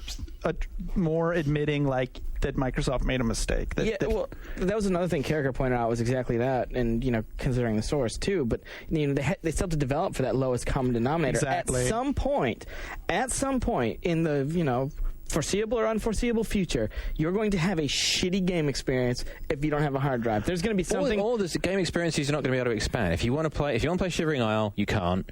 GTA is going to be episodic. I mean, there's no way that you're going to be able to play the additional episodes. Well, and of GTA. a lot of it, we won't know what would have been because a lot of developers are held back because of the hard drive, and we are starting to hear. I mean, it's isolated things, but from people that are like, yeah, we really want to develop for and assume that everyone's going to have the hard drive, but we can't, and that's going to hold back this or that aspect. I mean, I think they didn't know what Sony was going to come out with back then. It's easy to play like Monday Morning Quarterback now, but and yeah, it is nice to have that cheaper price. Maybe that'll end up being a really big deal in the future, but God, yeah, just as a gamer, like I'm really starting to wish more and more that every 360 just had a hard drive. Two things they need to do different with the Elite was one, it could be one or the other. They need to have an incentive like rebate program for me to keep my HD, send my 360 back, and get a voucher get your voucher to upgrade. They need to have some sort of upgrade path for current consumers, and that's one way that they should have dealt with it. And that would have also been a good way, considering like it would have been an act of good faith from Microsoft, considering how bad the hardware's been in general. The other thing that they could have done, I totally forgot what the other thing they could have done was. It should have been iterative, like we said before. iPod, it should have been $400. Current premium replaces the core, and maybe you drop the core cost, to like a Wii level. Well, the iPod model is always whatever you can do for the $299 price point. I mean, they just keep replacing that top end one, and I mean, it's now top end iPod's like 80 gig, right? I don't even know. I can't keep up with the freaking iPods. It should have been. I mean, that's how they should have introduced this. This is the way that they introduced it as a whole new SKU. And the thing is, they're going to continue to.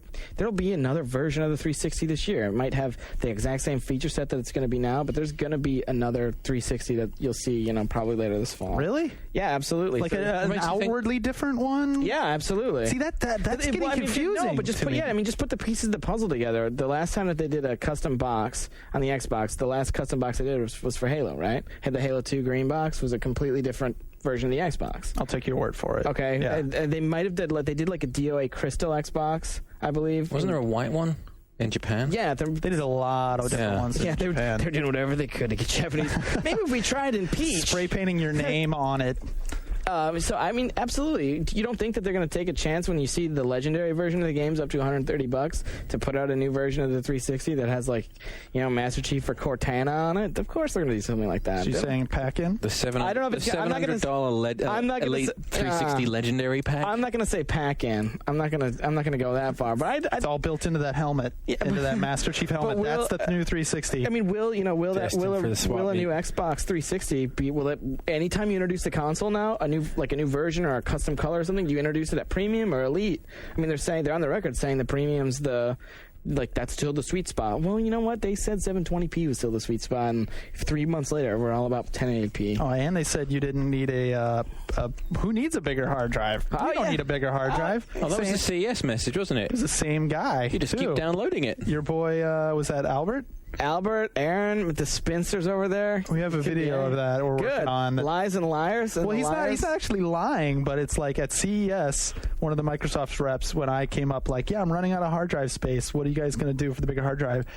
Just almost like looked insulted, like, what's wrong with you? How could you be running out of hard drive space? We were talking to Albert and to Chris Satchel, and they were like, it's all online. Do you just delete it and download the next thing you need? Like, what's wrong with How you? fucking inconvenient, you idiot. Did you say that to him? No. Wait, what is on yours, though?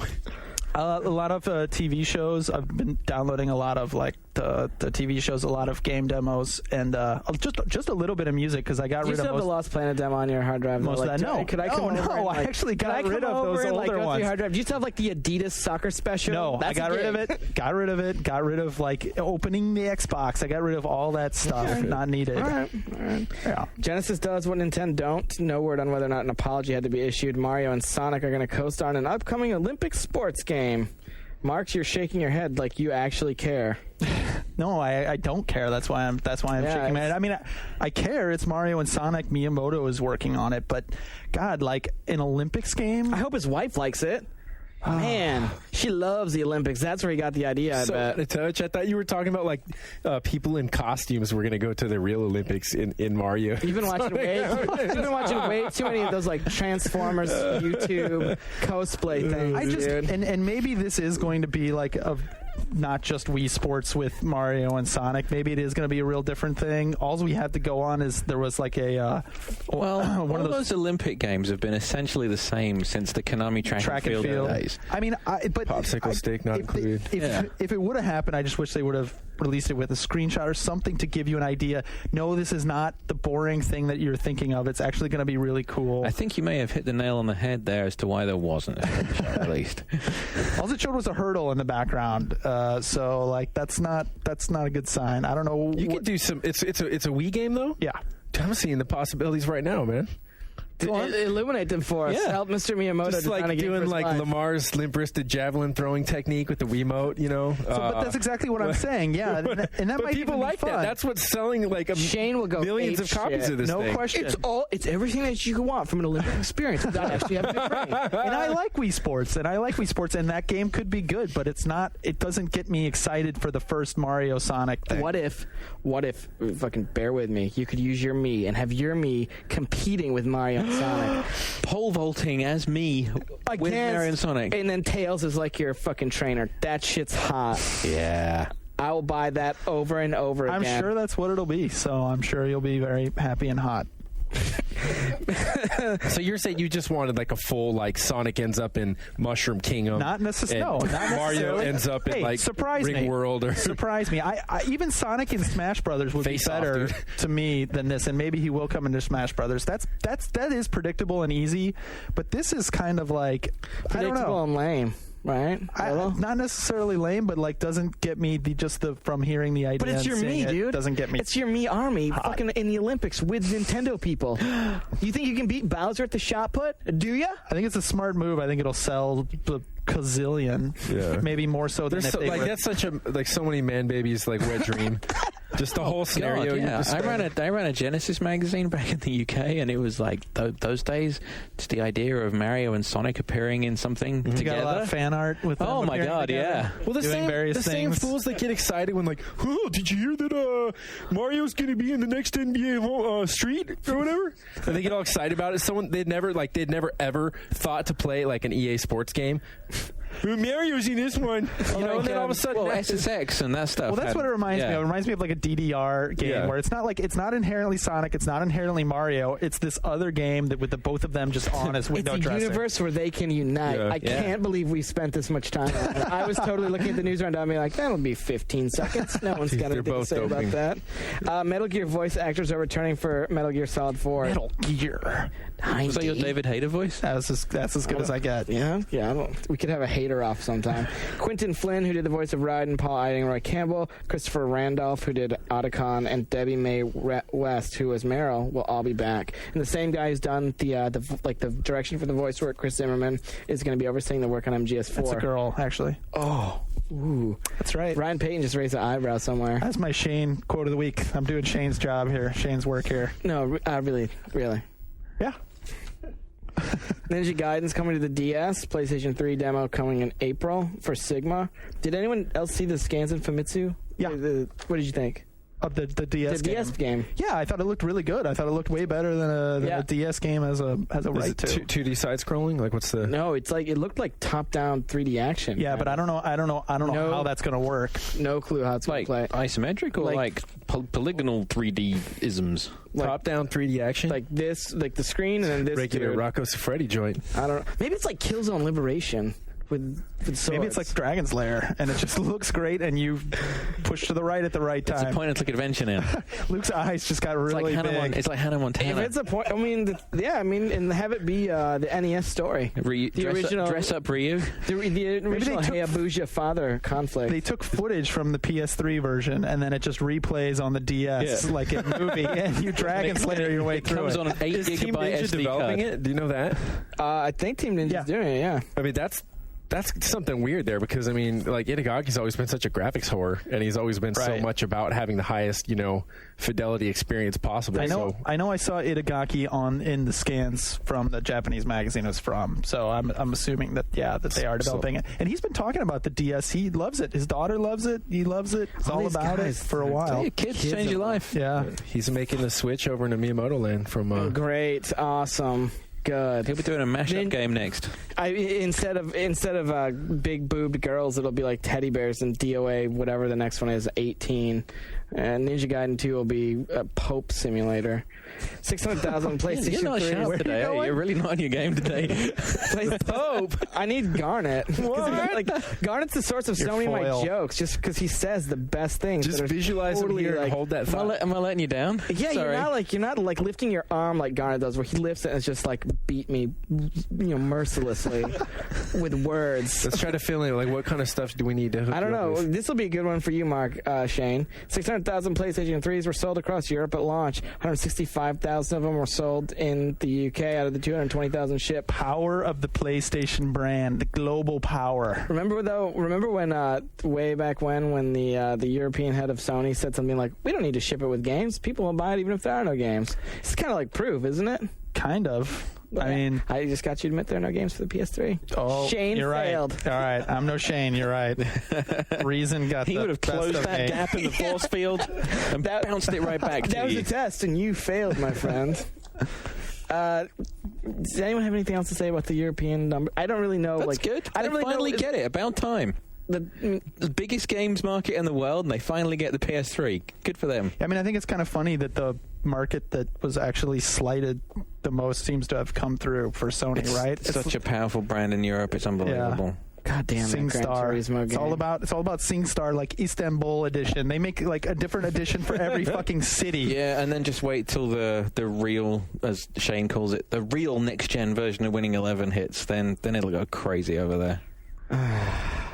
Crackdown downloadable content could include airborne vehicles. This was Phil Wilson, a producer on Crackdown, talking to Eurogamer. Since nothing's announced for the forthcoming downloadable content, I have to be careful what I say about it. But flying vehicles are something we initially decided to steer clear of. As it happens, the latter concern was irrelevant because, as you can see in the finished game, the existing engine can handle immense draw distances and rapid streaming. So airborne antics are definitely not off the table going forward. I can't believe they were worried about draw distance. Like that game It's is so rock solid. the fucking showpiece game for draw distance. Yeah. It needed, I think, from the beginning, like far more than it needed cars, which because of the Hulk like jumping are almost like useless. At least when I played, I didn't even end up using a vehicle. But like jetpacks, gliders, I mean, all these other things would have been such a more natural fit. They could take it in almost like a Battlefield kind of direction if they wanted to. I mean, the environment is so perfect for that, like dogfighting over a city, stuff like that. If you get flying cars, though, I mean,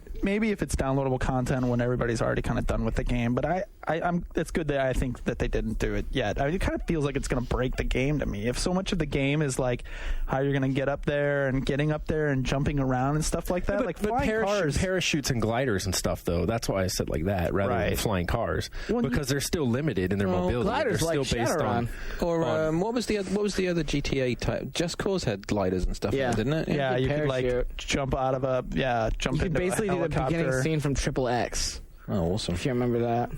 No. You don't? You don't remember that Vin Diesel classic? No, we had a drinking game for it, but I don't remember too much of the movie. Because of the drinking game? We drank once, I think, every explosion, and we got drunk really fast. Random detail on that game, on the outside of the agency, if you look, there are all these like boat docks. Not just docks, but you know the doors that you leave when you pick your vehicle and you spawn at the agency? There are like boat, water, aquatic exits. So I just assumed that boats were going to be a natural addition, but I can see that. Yeah, I mean, go back. There's multiple of them all in the There's a lot of agency water. island. I think there's going to be a ton of downloadable content for the game, and it's going to be just like it always is, like the free stuff and the premium stuff. And the premium stuff, I would guess, would be like boats, air stuff, new guns, new vehicle types, probably. And the free stuff will be like the ability to, like some of the stuff that we all griped about not having, like turning bosses back on. Yeah. So like now that my character is super juiced, I can mess with the difficulty and turn everything back on. They said that, actually, didn't they? In the same article. They said you will be able to do that. So that's the sort of stuff, and like new skins and all of that will be free. What about new areas, right? You think they're going to give you a new section of the city? I don't know. I don't know. I would hope. I mean, air cars is like, I don't know how much you care about any of this stuff unless there is a new pieces of the city. I mean, you still have to beat it though. You have a whole world to explore yet. That's true. I'm only like 100 orbs in to the game. Paramount and a bunch of other places are going to do stuff on Xbox Live Marketplace. Mark, you probably care about this more than anyone else, right? HD Great. movies. Sure. Team America, Braveheart, South Park. I thought Team America was already on there. This was in their press release. Maybe they're reminding us. And there's a lot of South Park already on there. Yeah. South Park, the movie, they must be talking about. Yeah, it is. It's South Park, Bigger, Longer, and Uncut. Dog the Bounty Hunter, which Albert Pinella was really excited about when he and I talked last week. A Gene Simmons Family Jewels driving force. And people would pay money for Gene Simmons Family Jewels? I do like what they're doing with the free episodes of things. A lot of the Comedy Central shows are offering a free episode of the something. The Silverman Show was free. The Silverman South Show, Park. South Park, the HD one. There's some new rehab comedy that they're doing on, but it definitely gets you to download stuff you wouldn't normally. PlayStation 3 is brand new, and PlayStation 3's online is kind of scary. So we're hoping that EA is going to be a strong partner for us. That's Doug Lombardi, the head of marketing at Valve, talking to Game Informer about the whole relationship between Valve products and PlayStation 3 Online. Lombardi goes on to say, with the PS3, it's all ours. With Steam, it's all ours. With the PC, it's... No, with the PC, it's all ours. Steam's all ours. Code's all ours. On 360, we're making it. We've made it before. We know what the live thing is, although it's Microsoft, so we kind of know it. PS3, we're not building it. We haven't made a PS3 title before, and we don't really know what PS3 Online is. It's always the devil you don't know that you're most scared of. So it doesn't sound like Valve really knows much about home, does it? Well, I know. I think this is kind of a non-story. I think it's mostly just the title of it that gets your attention. Just that quote. I think it's really at its heart saying Valve, we're just now figuring out PS3 Online. Mm-hmm. We haven't made anything for it yet. It's not that it's that it's scary because it's new to them. It's not that it's scary because they've not really talked much about anything that they're doing on PS3. Period. Right? Prior to this. No, I mean, what are they doing? I mean, Team Fortress 2, Half-Life stuff. Yeah, right? I mean, just Half-Life Orange or whatever they've talked about doing on it. But that's right. it, yeah? So I mean, I think it's just him saying in a conversation we're just figuring out how to do a game on PS3 Online now. Yeah. The Spider-Man font on the PlayStation 3, which I'm sure we talked about probably 3 or 4 times. Turns out that's Kudaragi's fault too. And this surfaced in a CVG report. If you look at the PlayStation 3 contour carefully, it is rounded when viewing the console in profile, rather than creating a typography with all the risks that entails. It was wiser to use the one from Spider-Man. It was also the wish of President Kudaragi, who insisted I use this typography. Did he elaborate on why? Dude, yeah, if you look at the PS3 contour carefully, it's rounded when viewing the console in profile. What's that got to do with the font that they picked? What the hell does that have to do with the price of tea in China? That's Teiyu Goto, the PS3 aesthetic designer, I suppose. What more reason do you need? It's Spider-Man. He's a big Spider-Man fan. May 4th. Synergy Have with you seen the new trailer? Movie. Yeah, I think it actually looks good. It looks super. You say that like you're surprised. Because the last one I wasn't. You didn't like Spider-Man 2? No. The last trailer. I wasn't much of a fan of. The new one that's on TV now, awesome. Is the one that's on TV the one where like it drips on Topher Grace and you see him become Venom? That's the one. As revenge. Yeah, he's on Aunt the floor. B, warning about revenge. Yeah. Hey, real quick then, how in Spider-Man 2 did Doc Ock order like all those like device parts out on that pier? Like, what did he go online? His like arms need He went to Monoprice. They're awesome. Monoprice. Yeah. Give me some particle accelerator unit 5.6B, 7 of those. He fucking stole it. I want the bulk discount. He had these like tentacles on his back. He could just walk through Fry's and be like. But it was the tentacles. I thought the whole thing was the tentacles were controlling him, right? So how did the tentacles know about like you need money to buy stuff? They had a Monoprice account. I don't know, man. You have to have an account for that shit? I need some real answers to this one before I'm buying a PS3 with that logo on there. Send your answers to Sean _Elliott at I won't finish. Yuji Make me a true believer.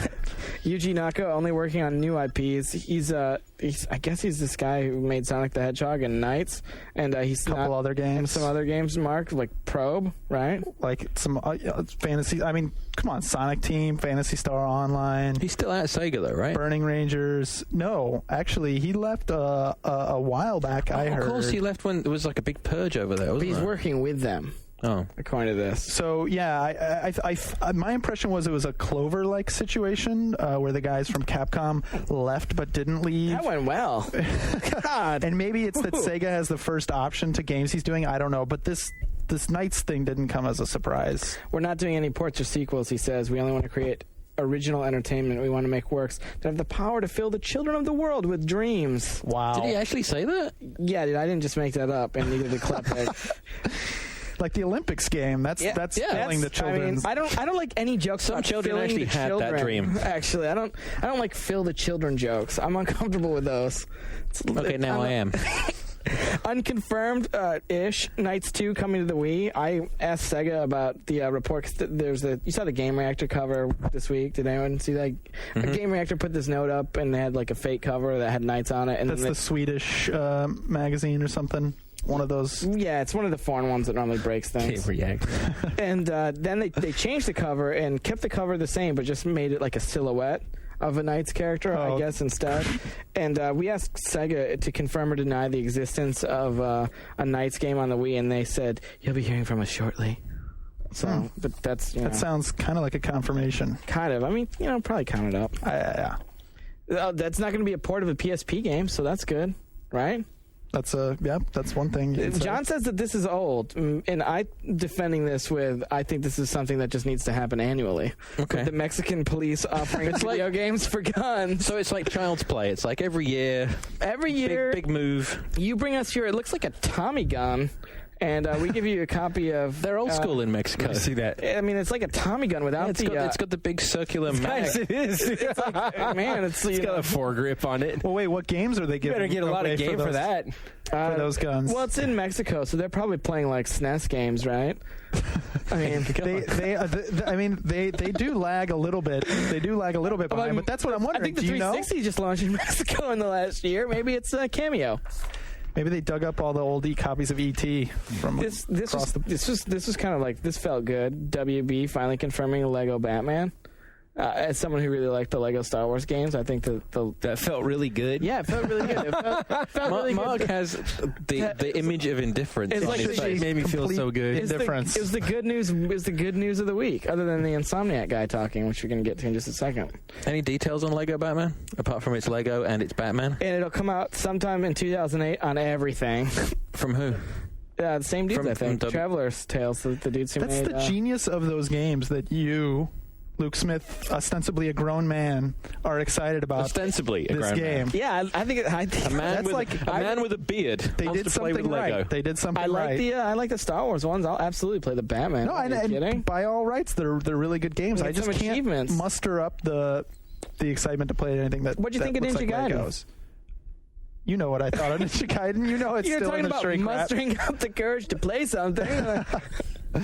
Massive damage. Insomniac's chief creative officer, Brian Hastings, came out and said that the PlayStation 3 is the future and the Wii is a fad, and that it's better than the Xbox 360, meaning the modifying the PlayStation 3.